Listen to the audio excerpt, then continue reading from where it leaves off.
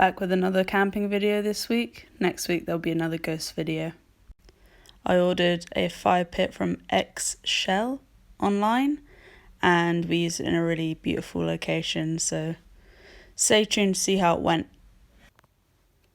So I bought this online. It did take like 5 months to come.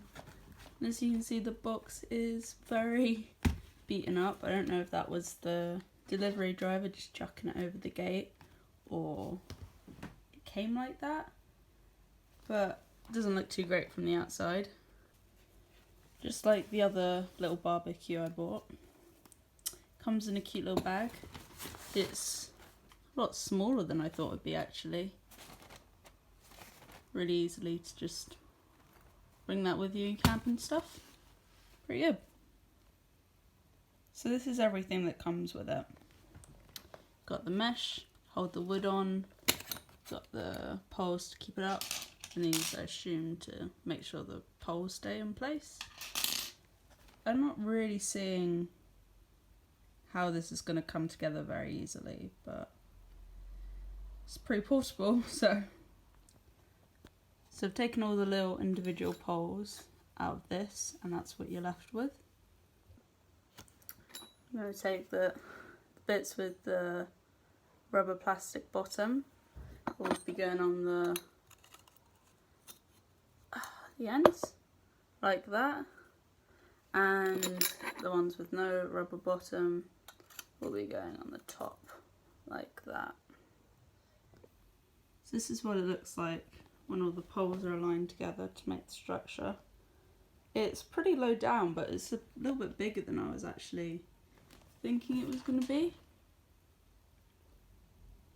So to attach the mesh onto the actual structure, you have to put the bracket through it, and then these two bits are going to go into the holes at the end of the pole.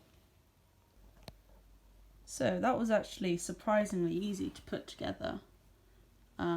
These work quite well. I don't know how well they'll work once there's heat introduced to it, but having the mesh on there has raised it up a little bit so it's not as close to the ground, and I assume that this is actually going to sink quite far, so you could have quite a lot of logs on there maybe. Once we got everything set up, it holds quite a lot of wood and no ash escapes from the bottom. It's surprisingly a really good fire pit. Another thing to note is the fire does sometimes come out of the bottom, but to be honest, I think that looked pretty cool and it didn't burn the ground or anything underneath. It kept everything in good shape. We stayed in Osmington during this camping trip, which was so gorgeous. We went to Weymouth for a little bit as well, but way too crowded.